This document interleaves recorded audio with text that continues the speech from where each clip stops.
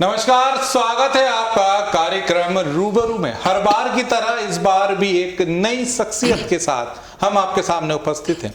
इस बार की जो शख्सियत हमारे साथ है वो मध्य प्रदेश में पूर्व मंत्री रह चुके हैं, साथ ही वर्तमान में कांग्रेस से विधायक है। जी हाँ, हमारे साथ मध्य प्रदेश सरकार के पूर्व मंत्री श्री कमलेश्वर पटेल जी हैं। कमलेश्वर जी, आपका बहुत बहुत स्वागत है हमारे चैनल में। कमलेश्वर जी, राजनीतिक विरासत कहें, पापा जी भी मध्य प्रदेश के कई विभागों में रहे हैं, आला दर्जे के मंत्री रहे हैं, और फिर आप भी मध्य प्रदेश सरकार में मंत्री रहे हैं। कैसे देखते हैं इस पूरी विरासत को आप? देखिए, मेरे पूजनीय पिताजी, सच बात है कि 77 से लेके और 2008 तक लगातार विधायक थे और 10 साल मंत्री भी रहे दिग्विजय सिंह जी की सरकार में। और उनका जीवन पूरा जनता के प्रति, प्रदेश के लिए समर्पित था। और मुझे भी कहीं ना कहीं उनके राजनीति में होने से प्रेरणा भी मिली। और छात्र राजनीति से लेके यूथ कांग्रेस, फिर आपका सीनियर कांग्रेस में, संगठन में कई महत्वपूर्ण जिम्मेदारियों पे काम करने का भी अवसर मिला। तो कहीं न कहीं स्वाभाविक रूप से पूजनीय पिताजी का जो राजनीतिक अनुभव था और जो हमने इतने वर्षों में संगठन में काम किया, तो कहीं न कहीं उसका मुझे लाभ भी मिला। और आगे जो पूजनीय पिताजी ने जगह बनाई थी उसको आगे बढ़ाने का भी अवसर मिला। अभी चुनौतियां बहुत हैं क्योंकि पूजनीय पिताजी कई वर्ष तक राजनीति में थे, कई चुनाव जीते। तो मेरी तो अभी शुरुआत है, अभी तो हम दूसरा चुनाव ही जीते हैं। और माननीय कमलनाथ जी के नेतृत्व में मध्य प्रदेश कांग्रेस सरकार में 15 महीने मंत्री के रूप में काम करने का भी अवसर मिला। तो स्वाभाविक रूप से जो काम करने का अवसर मिला तो कुछ न कुछ सीखने का भी अवसर मिला, कुछ काम करने का भी अवसर मिला। तो उसके लिए तो पार्टी के जो हमारे वरिष्ठ नेता हैं, आदरणीय राहुल जी, सोनिया जी, प्रदेश के वरिष्ठ नेताओं के प्रति हमेशा हम धन्यवाद भी प्रेषित करते हैं कि हमारे जैसे युवा कार्यकर्ता को महत्वपूर्ण जिम्मेदारी दी, महत्वपूर्ण विभाग दिया, वो काम करने का अवसर दिया। आने वाले समय में स्वाभाविक रूप से चुनौतियां भी बहुत है। तो कहीं न कहीं इस बात का हम लोग को ध्यान रखना चाहिए कि वर्तमान में जो प्रदेश में, देश में चुनौती है और जिस तरह की केंद्र और प्रदेश में सरकार चल रही है, इनको कैसे हम जनता के सामने लेके जाएं, इनको कैसे एक्सपोज करें, इनकी कमियों को कैसे गिनाएं, ये हमारे पार्टी में हम कह सकते हैं और हम नौजवानों के लिए, कांग्रेस पार्टी के कार्यकर्ताओं के लिए बड़ी चुनौती है और उसमें हम लोग कोशिश भी कर रहे हैं। आपके पापा के टाइम आपने एक मंत्री पुत्र और विधायक पुत्र रहते क्षेत्र की जनता को भी देखा, तभी से आप कांग्रेस से जुड़े हुए भी, एनएसआई में आपने काम किया, खुद अब मंत्री भी रहे, विधायक भी हैं आप। तब की राजनीति और आज की राजनीति में आपको क्या अंतर दिखता है? देखिए, पहले एक तो हमारा, हम कह सकते हैं कि इतना ज़्यादा जो है आपका आईटी का, दूरसंचार का इतना ज़्यादा विषय नहीं था। हमारे जो जनप्रतिनिधि थे, इतने संसाधन नहीं थे और इतनी बहुलता से या इतनी आसानी से उपलब्धता नहीं थी। तो कहीं न कहीं लोगों को भी असुविधा थी, जनप्रतिनिधियों के लिए भी दिक्कत थी। पर धीरे धीरे इतना डेवलपमेंट्स हुआ और अभी तो संचार क्रांति आ चुकी है, मोबाइल युग है, आईटी का एकदम बड़ा, सोशल मीडिया से लेके इलेक्ट्रॉनिक मीडिया, ये सारी चीज़ें आजकल हम कह सकते हैं कि बहुत सारी चीज़ों में मोबाइल हर व्यक्ति के हाथ में है। तो अपग्रेड करने का भी काम किया है। तो पहले अगर कोई जनप्रतिनिधि कहीं एक बार होके आते थे तो दोबारा जब जाते थे तभी उनसे संवाद हो पाता था, मुलाकात हो पाती थी। अभी छोटी छोटी समस्याओं के लिए हमारा कार्यकर्ता भी और आम जनता भी, कहीं कोई दिक्कत होती है तो तत्काल सूचना मिलती है। तो अभी और चुनौतियां बढ़ गई हैं। और पहले की राजनीति में हम ये कह सकते हैं कि पहले जो हमारे जनप्रतिनिधि थे या जो भी राजनीति में हमारे समाज सेवी या नेता आते थे, वो कहीं ना कहीं वाकई समाज सेवी थे। वो समर्पण भाव से काम करते थे। अभी थोड़ा सा नज़रिया चेंज हुआ है। जब हम राजनीति में कोई भी आता है तो सबसे पहले जो है ना, स्वयं सेवा पे ज़्यादा ध्यान देते हैं और समाज सेवा पे कम देते हैं। तो कहीं ना कहीं इसका जो थोड़ा सा परसेंटेज कम हुआ है, इस पे हम सबको, नौजवानों को विचार करना चाहिए कि हमारा मुख्य उद्देश्य समाज सेवा है।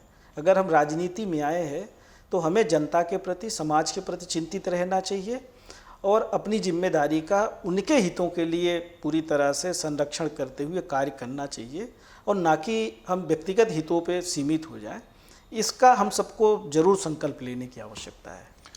क्षेत्र में आप उन चुनिंदा विधायक और मंत्रियों में से रहे हैं जो क्षेत्र में लगातार बने रहे। लोग आपके पास भोपाल में भी आते हैं, आप क्षेत्र में भी जाते हैं। एक समय आपने वो भी देखा होगा कि जब आप क्षेत्र में जाते थे तो पापा के टाइम पे आपको बेटा कह के लोग संबोधित करते होंगे, आज भी करते होंगे उस टाइम के। और आज अब जाते हैं तो आप मंत्री महोदय, विधायक महोदय, भाई साहब, हर तरीके से आपके जो रिश्ते हैं वो तब्दील होते हुए आपने क्षेत्र में देखा है। तकरीबन 20 से 25 साल का जो एरा है उसमें आपने रिश्तों को भी बदलते हुए देखा होगा। क्षेत्र की राजनीति को अगर ध्यान में रखकर बात की जाए तो अब किन चीज़ों की ज़रूरत है क्षेत्र में विकास को लेकर खासतौर पर? देखिए, जो क्षेत्र का आपने भावनात्मक जो बात की, तो सच बात है कि हम अपने विधानसभा क्षेत्र में जो भी हमारे बड़े बुजुर्ग हैं या युवा साथी हैं, उनके लिए हम, किसी के लिए बेटे हैं तो किसी के लिए भतीजे हैं तो किसी के भाई हैं। तो हमारा रिश्ता तो पारिवारिक है, क्योंकि पूजनीय पिताजी 7 बार वहाँ से विधायक रहे और उसके बाद भी चुनाव हारे, उसके बाद भी सतत संपर्क रहा और 5 साल बाद फिर मुझे अवसर मिला। तो हम लगातार संपर्क में हैं और कहीं न कहीं एक पारिवारिक संबंध है हमारे क्षेत्र के आम नागरिकों से। जो भी हमारे सम्मानित जन है, चाहे वो किसी भी जात बिरादरी के हों, सबसे पारिवारिक संबंध है। गरीब से गरीब व्यक्ति से लेके बड़ा से बड़ा व्यक्ति, चाहे वो किसी भी जात बिरादरी का हो। तो वहाँ हमारा रिश्ता एक परिवार का है, वहाँ मंत्री और विधायक का नहीं है और ना ही कोई मंत्री विधायक कह के संबोधित करता है। तो ये जो हमारा रिश्ता है, यही हमारी सबसे बड़ी ताकत है। रही क्षेत्र के विकास की बात, तो क्षेत्र के विकास के लिए पूजनीय पिताजी भी संकल्पित थे। बहुत सारे डेवलपमेंट्स के काम किए, हर टोला मजरा में स्कूल पहुंचाने का काम किया, हाई स्कूल, हायर सेकेंडरी, जहां जो क्राइटेरिया में आता था, जगह जगह सड़कें, जहां लोग जा नहीं सकते थे, ऐसी ऐसी जगह सड़कें बनाने का काम किया, विद्युतीकरण कराने का काम किया। जो बचे हुए काम थे उसको हम आगे बढ़ाने का काम कर रहे हैं। कई जगह स्वास्थ्य केंद्र, उप स्वास्थ्य केंद्र, कई जगह सड़कों का निर्माण भी कराया, कई जगह पानी की समस्या का भी निदान कराया। तो ये क्षेत्र की विद्युतीकरण का भी, हर टोले मजरे में विद्युतीकरण हो गया हमारे यहाँ। बहुत कम ही बचे होंगे टोले मजरे जहाँ हम विद्युतीकरण नहीं करा पाए। तो क्षेत्र के विकास के लिए तो पूरी तरह से संकल्पित है। हमारे देवसर ब्लॉक मुख्यालय में प्राथमिक स्वास्थ्य केंद्र था, विधायक रहते हुए हमने सामुदायिक स्वास्थ्य केंद्र कराया है। कई पुल पुलिया भी हमने सेंक्शन कराया, जो दोनों, हमारा विधानसभा क्षेत्र सीधी और सिंगरौली दोनों ज़िले में लगता है। तो पहले जो हमें घूम के जाना पड़ता था, हमने एक पुल सेंक्शन कराई जब पहले हम विधायक थे पिछली सरकार में, 12 करोड़ का, वो बन के तैयार हो गया है। तो अब हमारा क्षेत्र पूरा कनेक्ट हो गया, दोनों ज़िला। तो बहुत सारी चीज़ें हमने, डेवलपमेंट्स के बहुत सारे काम किए और हमारी क्षेत्र की जनता भी इस बात को, जैसा कई जगह हमने स्टेडियम्स के निर्माण भी कराए, 5 स्टेडियम के निर्माण कराए। देवसर में महाविद्यालय का हमने निर्माणाधीन है, डीएमएमएस से कराया। डीएमएमएस से भी हमने सिंगरौली ज़िले में बहुत सारी सड़कों का, आपका पीडीएफ दुकानों का, ऐसे बहुत सारे काम कराए हैं। और हम समझते हैं कि जब भी मौका मिलता है, जहाँ जो भी कर सकते हैं वो करने की कोशिश करते हैं। कई जगह नल जल योजनाएं भी सेंक्शन कराई और सीधी सिंगरौली ज़िले में सबसे ज़्यादा हमारे सियावल विधानसभा क्षेत्र में नल जल योजनाएं सेंक्शन हुई हैं। इस बीच में सड़कों का निर्माण सबसे ज़्यादा हुआ है। तो हम सामुदायिक स्वास्थ्य के आपका सामुदायिक भवन, प्रतीक्षालय, बहुत सारे काम किए हैं और ये काम हम कह सकते हैं कि ये निरंतरता में बना रहना चाहिए। तो जब भी जहाँ अवसर आता है हम अध्ययन करते रहते हैं, चाहे वो सरकार की कोई योजना हो या अन्य कोई योजनाएं हैं, जो भी हो सकता है अपने सियावल विधानसभा क्षेत्र में ले जाने की ज़रूर कोशिश करते हैं और यही एक जनप्रतिनिधि का काम भी है। आपको के बारे में जब भी बात होती है तो आपको कांग्रेस का यूथ एक फेस माना जाता है कि यंग चेहरा हैं आप कांग्रेस के। युवाओं को जोड़ने के लिए कांग्रेस को क्या करना चाहिए अभी, और किस और जो है कांग्रेस में कमी रह रही है, खासतौर पे युवाओं को जोड़ने को लेकर? देखिए, ये कहना तो ठीक नहीं है कि कांग्रेस में युवाओं की कमी है। मध्य प्रदेश में कांग्रेस की सरकार बनी थी और आपने देखा होगा कि आधे से ज़्यादा मंत्री युवाओं को बनाया था और उसी का अनुसरण अब दूसरी पार्टियां कर रही हैं। तो कांग्रेस पार्टी ने, हमारे नेता राहुल गांधी जी ने, उसके पहले राजीव गांधी जी ने, संजय गांधी जी ने, इंदिरा जी ने हमेशा युवाओं को आगे बढ़ाने का काम किया है और उसी को हमारे जो नेता हैं वो भी वही काम कर रहे हैं। तो पूरे देश की राजनीति में और मध्य प्रदेश में भी युवाओं को हमेशा आगे रखने का काम किया है और हमारे जैसे कई नौजवानों को अच्छे महत्वपूर्ण विभागों का मंत्री बनाया, कैबिनेट मंत्री बनाया, काम करने का अवसर दिया, संगठन में भी महत्वपूर्ण पदों पे है। अभी हमारे ऊपर डिपेंड करता है कि और हम कितने लोगों को जोड़ सकते हैं, हम कितना जो देश और प्रदेश की जो सरकार है जो युवाओं के साथ छलावा किया है, रोजगार की बात किए थे, 2 करोड़ प्रतिवर्ष हम रोजगार देंगे, केंद्र सरकार ने, मोदी जी ने बोला था। 10 लाख प्रतिवर्ष रोजगार देने के लिए शिवराज सिंह जी ने अपने घोषणा पत्र में उल्लेखित किया था। तो ये सब काम हुआ नहीं। महंगाई है, बेरोजगारी है, भ्रष्टाचार है, इन सब बातों को ये हम सबके ऊपर डिपेंड करता है कि हम युवाओं के बीच में जाएं। शिक्षा का स्तर किस तरह से घट रहा है, किस तरह से कानून व्यवस्था बिगड़ रही है, इन सब बातों को लेके हम सब नौजवान नेताओं को जाना चाहिए और हम लोग कर भी रहे हैं और युवा पीढ़ी को कांग्रेस से जोड़ने का प्रयास करना चाहिए। वर्तमान में देश और प्रदेश में जो हालात हैं और जिस तरह के हमारी संवैधानिक व्यवस्थाओं की खिल्लियाँ उड़ाई जा रही है, जिस तरह से जो अधिकार मिले हैं उसको छीनने का काम किया जा रहा है, झूठा प्रचार प्रसार चल रहा है, इन सब बातों को लेके हम लोग जितना मूवमेंट करेंगे उतना ही ज़्यादा हमसे यूथ जुड़ेगा। अभी भी हमारे साथ बहुत सारे यूथ जुड़े हुए हैं हमारी पार्टी से, पर और लोगों को जोड़ने की ज़रूरत है और भारतीय जनता पार्टी के झूठ फरेब को जब हम एक्सपोज करेंगे तो स्वाभाविक रूप से युवाओं की टीम और बढ़ेगी और हम अपनी जो मुख्य उद्देश्य है प्रदेश और देश के नौजवानों को न्याय देने का, उनको रोजगार देने का, उनके साथ खड़े होने का, तो वो सिर्फ और सिर्फ जो है ना कांग्रेस पार्टी कर सकती है और उसके लिए हम सब लोगों को आगे आना चाहिए। आज तकरीबन 3 साल से ज़्यादा समय हो गया है पिछले विधानसभा चुनाव को। 15 महीने आपकी सरकार रही, फिर भाजपा सरकार आ गई। सिंधिया खेमे के जो विधायक मंत्री जो हैं वो आज भाजपा में जो शामिल हुए, वो हमेशा ये कहते हैं कि कमलनाथ जी कम्युनिकेशन गैप रखते थे, मिलने नहीं देते थे, चलो चलो कहते थे। आप क्या कहेंगे, क्या है असलियत? आप भी मंत्री रहे। देखिए, ये तो बिक गए थे लोग और बिकने के बाद स्वाभाविक रूप से कुछ न कुछ तो बहाना ढूंढना पड़ेगा। सच बात तो ये है कि माननीय कमलनाथ जी ने 15 महीने में जो काम करके दिखाया है, उसमें से भी 3 महीने लोकसभा के चुनाव में चले गए थे। तो 15 महीने में जो 13 महीने में हम कह लें 12 महीने में जो काम करके बताया है, वो बताए ना, इन्हें तो 15-17 साल हो गए ना सरकार चलाते हुए। अब ये भी शामिल हैं, इनके नेता भी बोलते थे हम सड़क पे उतर जाएंगे, वो सब समस्या का समाधान तो हुआ नहीं जिसके लिए बोलते थे कि सड़क पे उतर जाएंगे, कहाँ हैं अब? तो देखिए, कमलनाथ जी के ऊपर आरोप लगाना बड़ा आसान है, पर खुद जो अपनी मातृ संस्था जिसने इनको आगे बढ़ाया, मान सम्मान दिया, कई बार इनको टिकट दिया, विधायक बनाया, क्या उस क्षेत्र में दूसरे नेता नहीं थे? पर इन्होंने कांग्रेस पार्टी के साथ, अपनी मातृ संस्था के साथ गद्दारी की है और ये जनता के नहीं हो सकते। जो अपने आप को बेच दे वो कुछ भी बोल सकते हैं, इनका कोई नैतिक सिद्धांत नहीं है। कांग्रेस पार्टी के नेता माननीय कमलनाथ जी बहुत सुलझे हुए नेता हैं, बड़े अनुभवी थे। अगर उनके हम काम की बात करें, आप देखिए मध्य प्रदेश में अभी बिजली की क्या स्थिति हो गई। 1 रुपये 1 यूनिट बिजली देने का काम कमलनाथ जी ने किया। पूरा प्रदेश इस बात को रियलाइज करता है, वो चाहे किसी भी जात बिरादरी का हो, सबके लिए नीति बनाई और 150 यूनिट पे 1 रुपये 1 यूनिट था। अब 150 यूनिट के बाद 4 रुपये यूनिट ज़्यादा था। अभी इनने जो नीति बनाई है 1 रुपये 1 यूनिट 100 यूनिट तक, और उसके बाद इन्होंने कर दिया कि हम 8 रुपये 80 पैसे प्रति यूनिट बढ़ा हुआ लेंगे। तो ये कहाँ का न्याय है? कितना लुटाई मचाए हुए हैं। कोरोना में लोग घरों में दुबके रहे, चाहे वो गरीब से गरीब व्यक्ति हो, कोई दुकानदार हो, कोई भी व्यक्ति हो, सबके काम धंधे चौपट हो गए। वसूली अभियान चल रहा है, कुड़की अभियान चल रहा है। तो ये देख लीजिए ना कि कमलनाथ जी ने तो करके बताया, किसानों का 27 लाख किसानों का कर्जा मध्य प्रदेश में माफ़ करके बताया।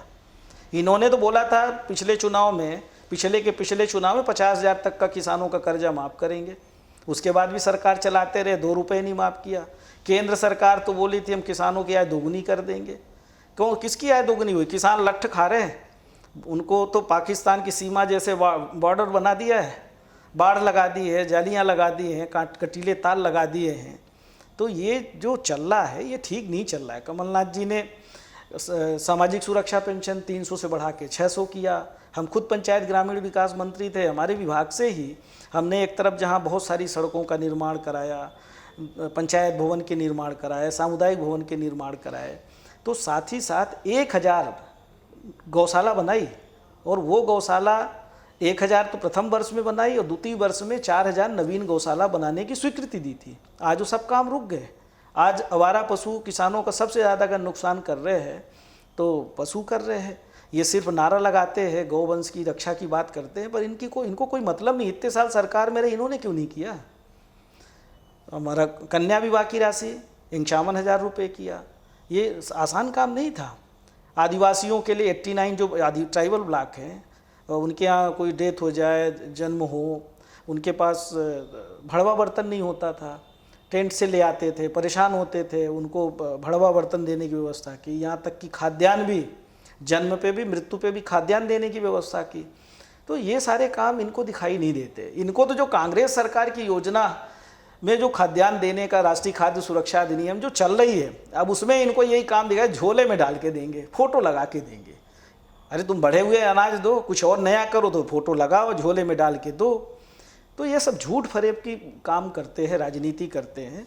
युवाओं को मध्य प्रदेश में रोजगार के लिए 70% आरक्षण की, स्थानीय जो भी रोजगार धंधे, औद्योगिक धंधे जो भी लगेंगे रोजगार के लिए, ऐसी नीति बनाई कमलनाथ जी ने। मैग्निफिसेंट टीएमपी का आयोजन हुआ था इंदौर में, आपने देखा होगा। पहली बार ऐसा आयोजन हुआ कि देश का कौन सा ऐसा उद्योगपति नहीं था जो वहाँ नहीं था, और साथ ही साथ कोई नेता मंच पे नहीं था। इनके यहाँ तो सिर्फ इवेंट मैनेजमेंट होता है, और यही सारे काम इनको खल रहे थे। माफियाओं के खिलाफ अभियान चलाया था। तो ये सारी चीज़ें कहीं न कहीं हम कह सकते हैं कि कमलनाथ जी जिस दृढ़ता से काम कर रहे थे, अगर वो 5 साल मध्य प्रदेश में रह जाते, कांग्रेस की सरकार रह जाती, तो यहाँ कुछ और होता।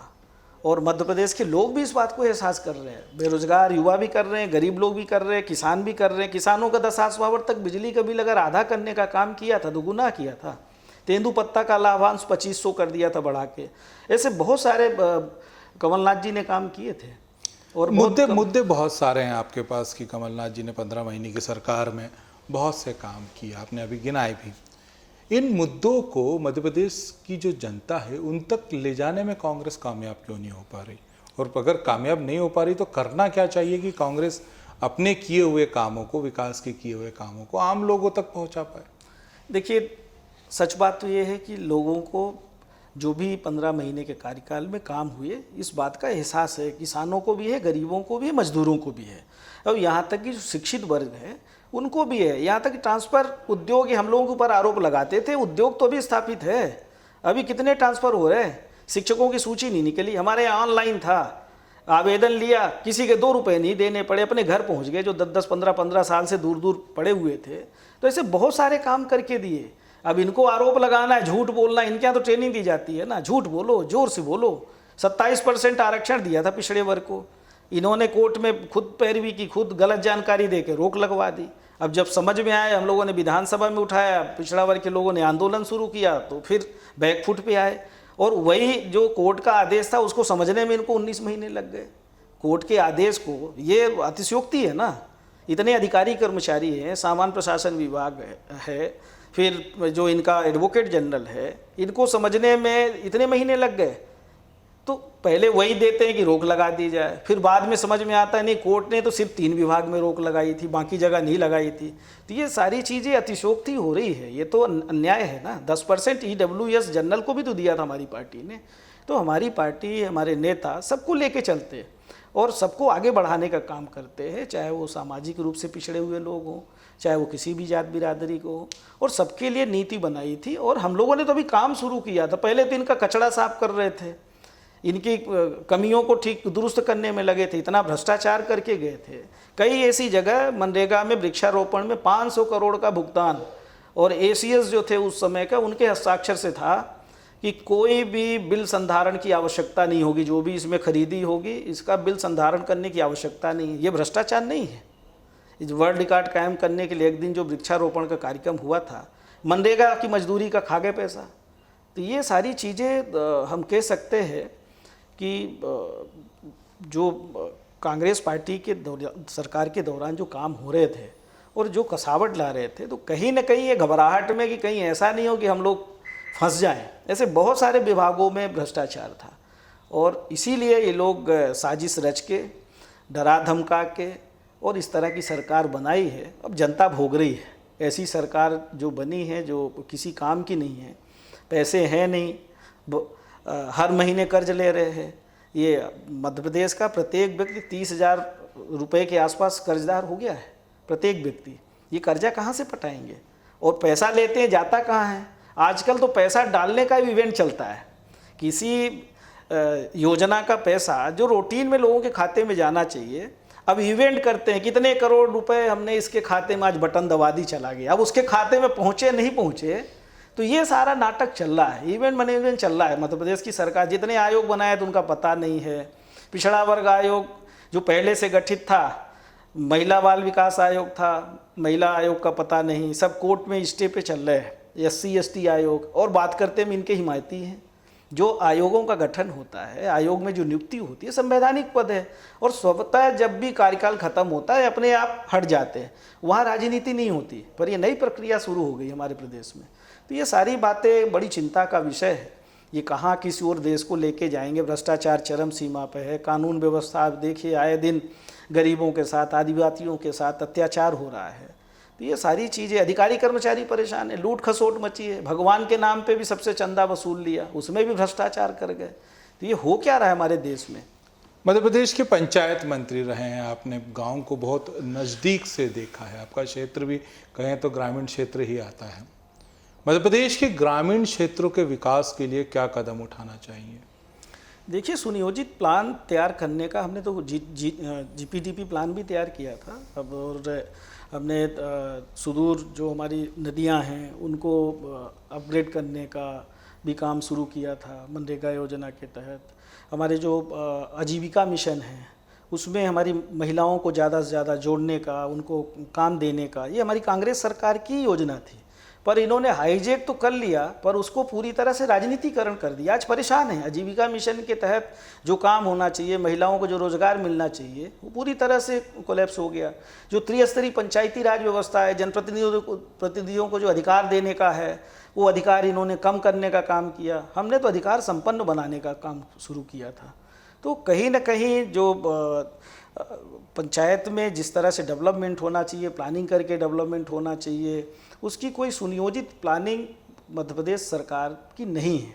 ये हमारी जो संस्थाएं हैं, इन संस्थाओं को कमज़ोर करने का काम कर रहे हैं।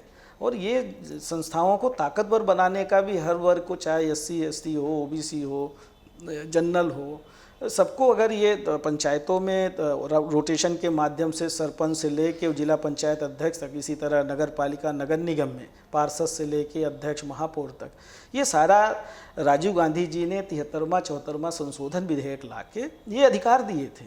और इन अधिकारों का जिस तरह से भारतीय जनता पार्टी की सरकार में देश और प्रदेश में कमज़ोर करने का काम कर रहे हैं, तो कहीं ना कहीं हमारे अधिकार को और इस वर्ग की आवाज़ को दबाने का काम कर रहे हैं। ग्रामीण क्षेत्रों की परिवेश की बात करें तो ठीक है, मध्य प्रदेश कृषि आधारित प्रदेश है, देश भी हमारा कृषि आधारित है। लेकिन वहीं जब कृषि का जो क्षेत्र होता है उसमें जब लाभ का धंधा वो नहीं रहता, कई बार पानी की अन्य समस्याएं आ जाती है। ऐसे समय रोजगार के जो अवसर हैं वो ग्रामीण क्षेत्रों में ना के बराबर होते हैं। क्या करना चाहिए मध्य प्रदेश में रोजगार के अवसर ग्रामीण क्षेत्रों में बढ़ाने के लिए? देखिए, सबसे पहले तो गांवों का सुनियोजित विकास हो। और जो आबादी गांव छोड़ के शहर की तरफ जा रही है, अगर वो सुविधाएं गांव में मिलेगी तो लोग नहीं जाएंगे। सबसे बड़ी बात है कि बिजली की कटौती नहीं होना चाहिए, बिजली की उपलब्धता होनी चाहिए।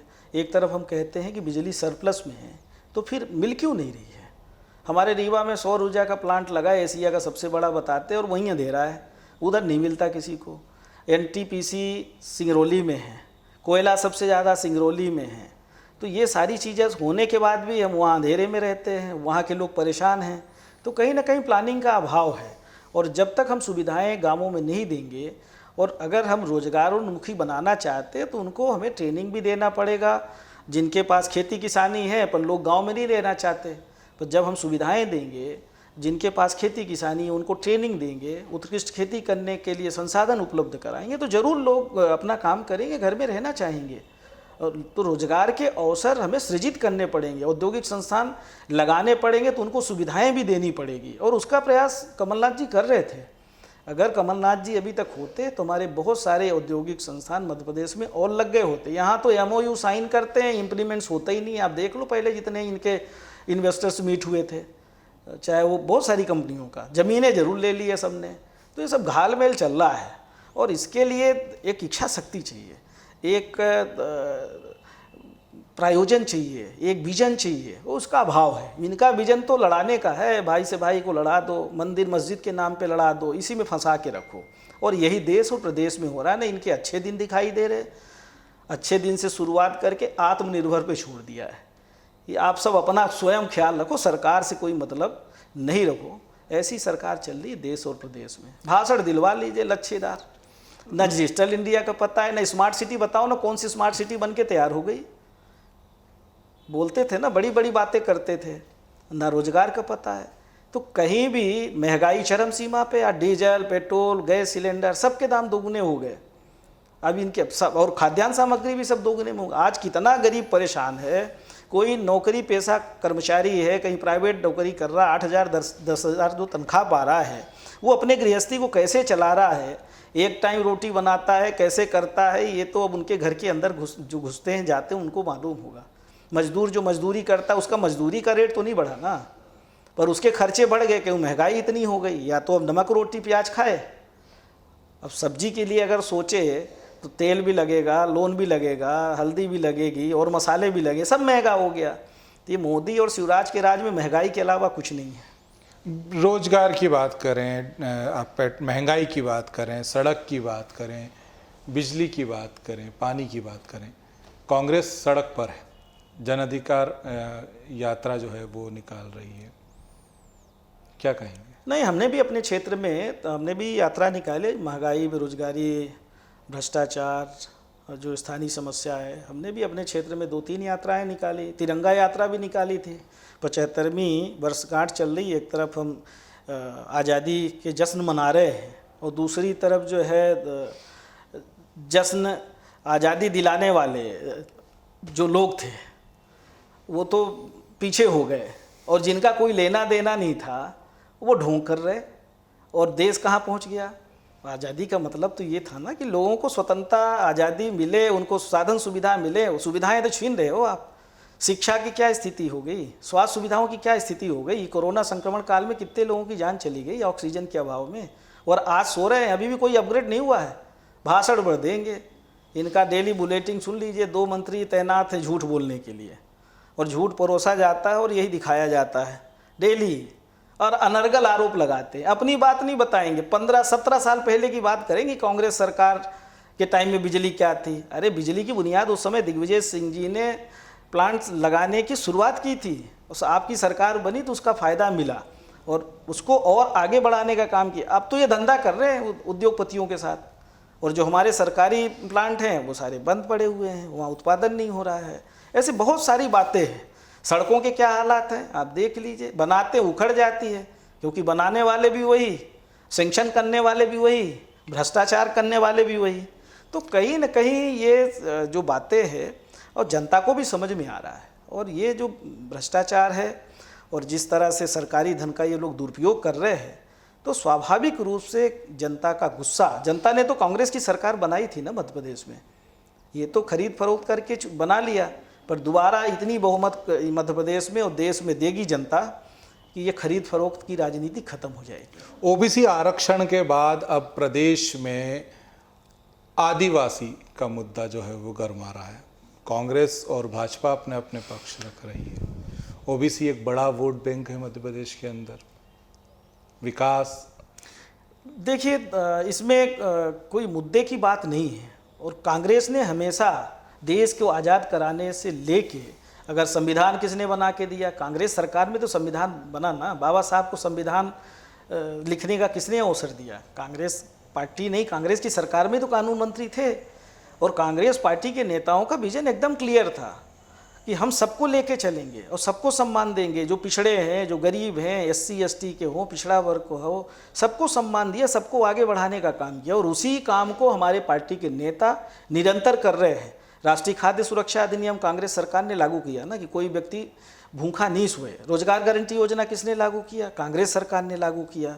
शिक्षा का अधिकार किसने कानून लगाया कि प्राइवेट स्कूलों में भी 25% गरीब बच्चों को पढ़ने का अधिकार मिले? सूचना का अधिकार किसने लगाया?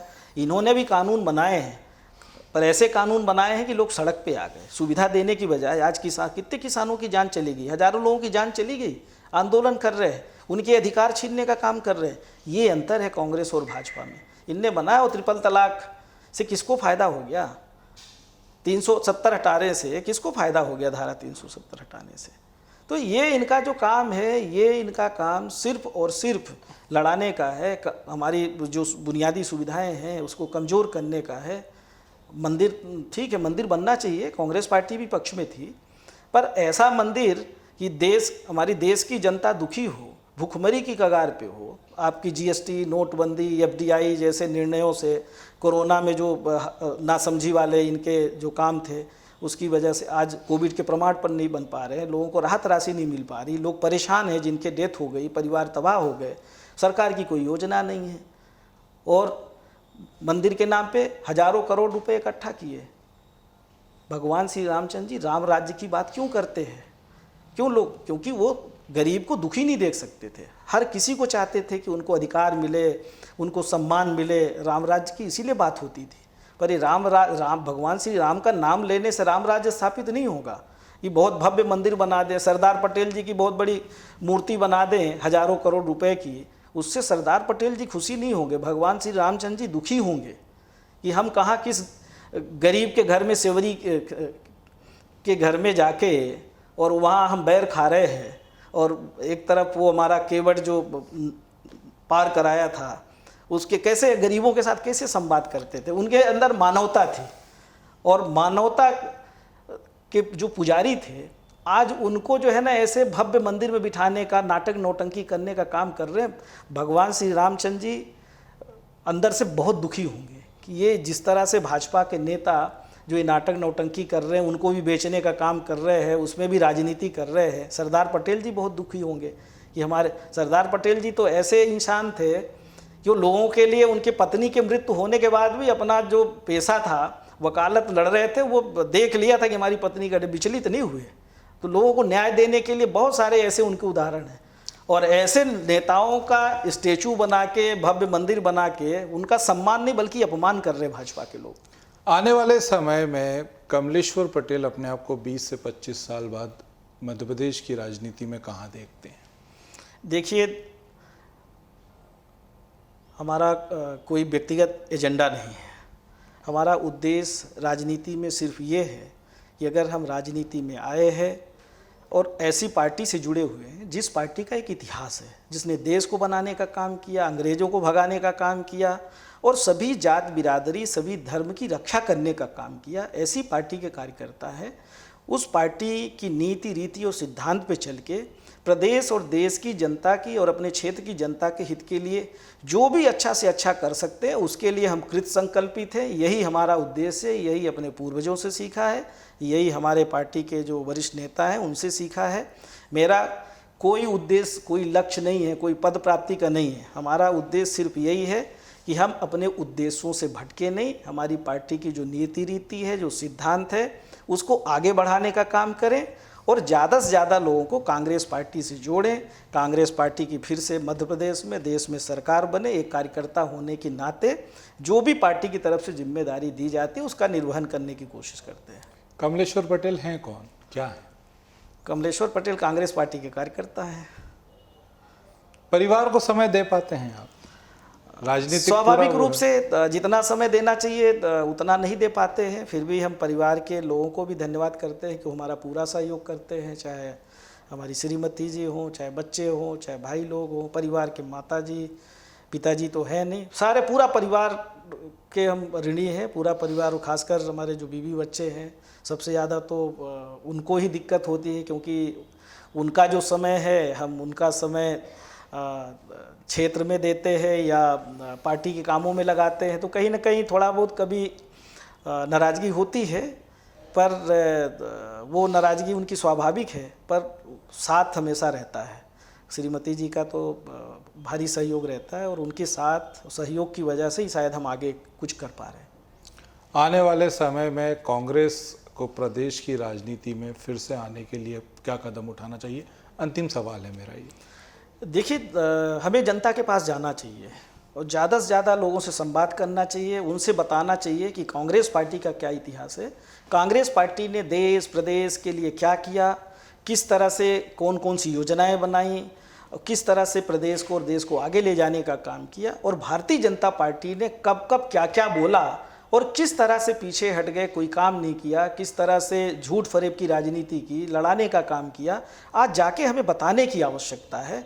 और मुझे मालूम है कि अगर ये काम हमारे जैसे कार्यकर्ता, प्रत्येक नेता, प्रत्येक कार्यकर्ता अगर ये जिम्मेदारी से करना शुरू कर देंगे, और हमें आंदोलन भी करने की ज़रूरत है, लोगों को जोड़ने की ज़रूरत है। और आज वो स्थिति देश और प्रदेश में बन गई है कि जिस तरह अंग्रेज़ों को भगाने का काम उस समय हमारे पूर्वजों ने किया था, उसी तरह भारतीय जनता पार्टी का जो सिद्धांत है, जो नीति है, जो हमारे देश को तबाह करने का काम कर रही है, हमारे देश की बुनियादी जो व्यवस्था है, जाति और धर्म के नाम पे लड़ाने की कोशिश कर रही है, इन सब बातों से अगर निजात पाना है तो हमें खुल के लड़ना पड़ेगा, हमें त्याग करना पड़ेगा, और बड़े सा बड़ा भी हमें कष्ट भोगने के लिए तैयार रहना चाहिए। क्योंकि इस जो वर्तमान में प्रदेश और देश में सरकार चल रही है, वो जो इनके खिलाफ आवाज़ उठाता है, उसको धमकियाँ भी देते हैं, उनको परेशान भी करते हैं, पर हमें डरने की आवश्यकता नहीं है, क्योंकि हम उस पार्टी के वंशज हैं जिसने अंग्रेज़ों को भगाया था। तो भारतीय जनता पार्टी तो कहीं लगती नहीं है, आरएसएस कहीं नहीं लगती है, बस हमें उठ के खड़ा होना पड़ेगा और अपने अधिकार के लिए, और अपने ही नहीं बल्कि पूरे देश और प्रदेश के नौजवानों के अधिकार के लिए, गरीबों के अधिकार के लिए लड़ना पड़ेगा। जो संवैधानिक व्यवस्था है उसको बचाने के लिए लड़ना पड़ेगा। आज इसकी आवश्यकता है और हम सब मिल के करेंगे। मतलब सीधी सी बात है कि प्रदेश के लोगों तक आपको जाना होगा, कांग्रेस को जाना होगा। तो ये थे कमलेश्वर पटेल, जिन्होंने बड़ी बेबाकी से हमारे सवालों के जवाब दिए, और उनका सीधा सा कहना था कि क्षेत्र के लिए, प्रदेश के लिए, यहाँ के लोगों के लिए कांग्रेस को बहुत कुछ करना होगा, तभी कांग्रेस अगले चुनाव में जो है वो एक अच्छा परिणाम दे पाएगी। कमलेश्वर जी, आपने हमसे बात की, उसके लिए बहुत बहुत धन्यवाद। और हम आशा करते हैं कि आप लोगों की सेवा निरंतर ऐसे ही करते रहें और उनकी समस्याओं का समाधान ऐसे ही ढूंढते रहे। तो साथियों, आज के कार्यक्रम में इतना ही, हमें दीजिए इजाजत। अगले कार्यक्रम में फिर आपके साथ एक नई शख्सियत के साथ हम लोग उपस्थित होंगे, तब तक के लिए नमस्कार।